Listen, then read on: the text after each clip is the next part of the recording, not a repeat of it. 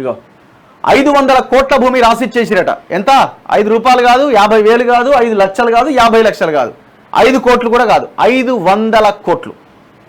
గత సర్కార్ హయాంలో భూదందా స్వాధీనం చేసుకున్న ప్రస్తుత ప్రభుత్వం రంగారెడ్డి జిల్లా పొక్కల్వాడలో 5 ఎకరాల సర్కారీ భూమి 36 లక్షలతో ప్రహరీ గోడ సైతం నిర్మించిన అధికారులు.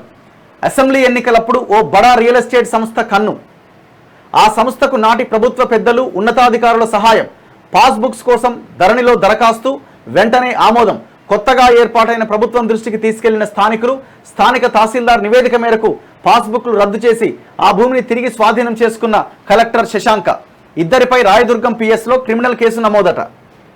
చూడండి ఎంత భయంకరమైన విషయమో. ఇది మీరు మనుషులారా, అధికారులు కూడా ఇంత దారుణంగా తయారయ్యారు. వాడు పాస్బుక్ అడగానే పాస్బుక్ ఇచ్చేసినట్టు ధరణి లెక్కిచ్చేసి లీగలైజ్ చేసి పడేసారు. 1 కాదు 2 కాదు 500 కోట్ల భూమి.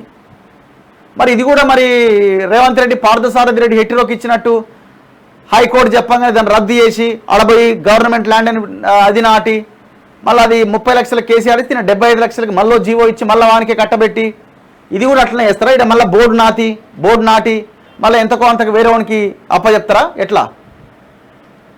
ఇట్లాంటి భూములు కోకొల్లలు.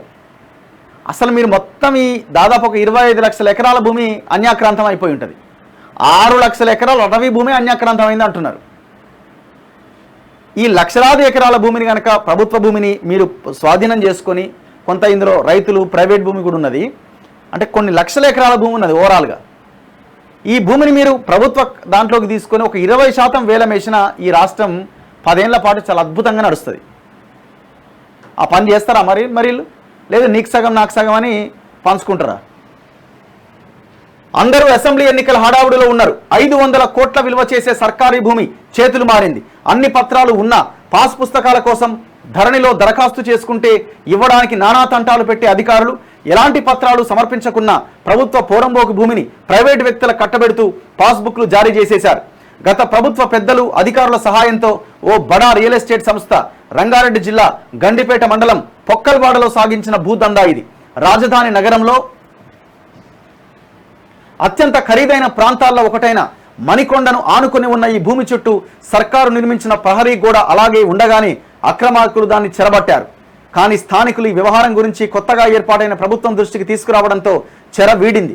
అక్రమార్కులపై కేసు నమోదైంది. వారి పేరిట జారీ అయిన పాస్ పుస్తకాలను జిల్లా కలెక్టర్ శశాంక రద్దు చేశారు. వివరాల్లోకి వెళితే గండిపేట మండలం పొక్కల్వాడ గ్రామంలోని సర్వే నెంబర్ 4లో 62 ఎకరాల 6 గుంటల ప్రభుత్వ భూమి 1954-55 నుంచి ఖాస్రా పహానీ ప్రకారం ఉన్నది. ఇందులో 51 ఎకరం 6 గుంటల భూమిని ప్రభుత్వం 1986లో హుడాకు కేటాయించింది. మరో 6 ఎకరాల భూమిని హౌసింగ్ బోర్డుకి ఇచ్చింది.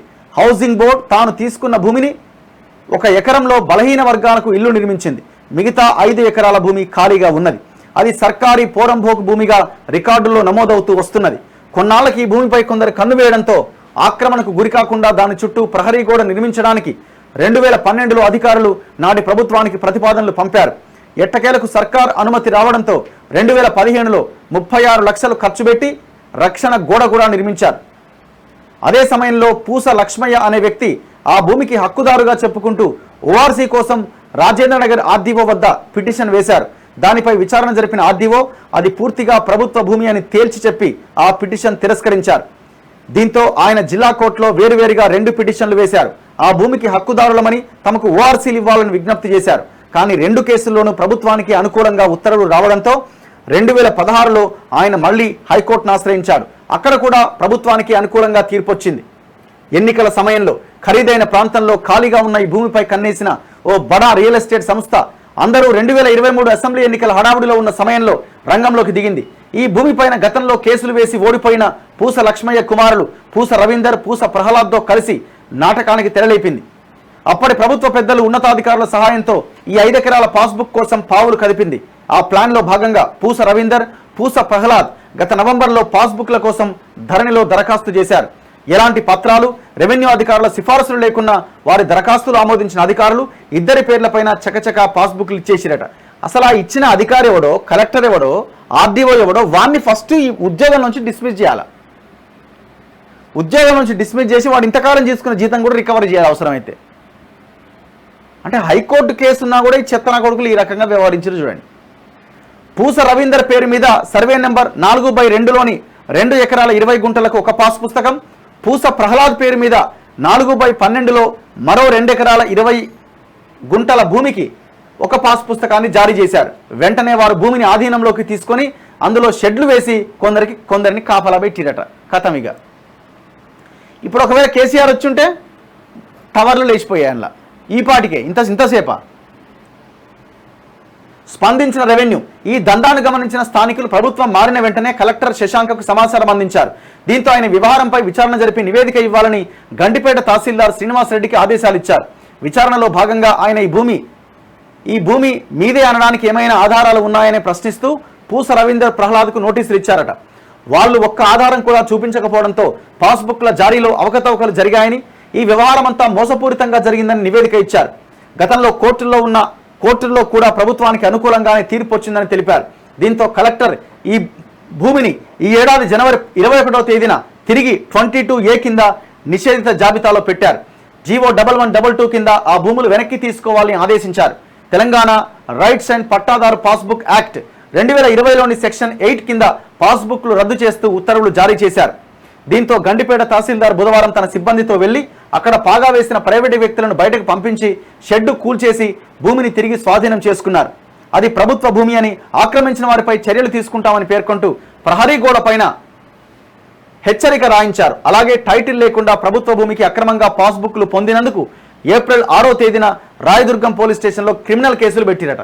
మరి కలెక్టర్ మీద, ఆర్డీఓ మీద, ఎంఆర్ఓ మీద కేసులు పెట్టాలా? ఎంత ఘోరం అండి ఇది!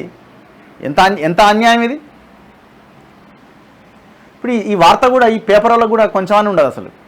ఓ రియల్ ఎస్టేట్ సంస్థ అతిపెద్ద అది ఎవడో రాయొచ్చు కదా, ఆ దొంగ ఎవడో రాయొచ్చు కదా, వాడు రాజపుష్పానా, వాసవినా, లేకపోతే ఇంకేవడా వాడు పేరు రాయొచ్చు కదా. మీరు ఆ పేరు రాసే దమ్ము లేని వార్త ఎందుకండి? నాకు అర్థం కాదు. ఓ రియల్ ఎస్టేట్ సంస్థ ఏముంది, వాడు పేరు వాడు చేసిందే అన్యాయం కదా, దుర్మార్గం కదా, అరాచకం కదా, మాఫియా కదా. వాడు ఇంకెక్కడెక్కడ కబ్జా చేసిండో. ఇప్పుడు ఆ రియల్ ఎస్టేట్ సంస్థ పేరు రాస్తే వాడు కట్టే టవర్లో, బిల్డింగ్లో వాడు తీసుకోకుండా ఉంటారు. జనానికి కూడా అవేర్నెస్ పెరుగుతుంది. ఓ అతిపెద్ద రియల్ ఎస్టేట్ సంస్థ ఎవడో మరి వాడు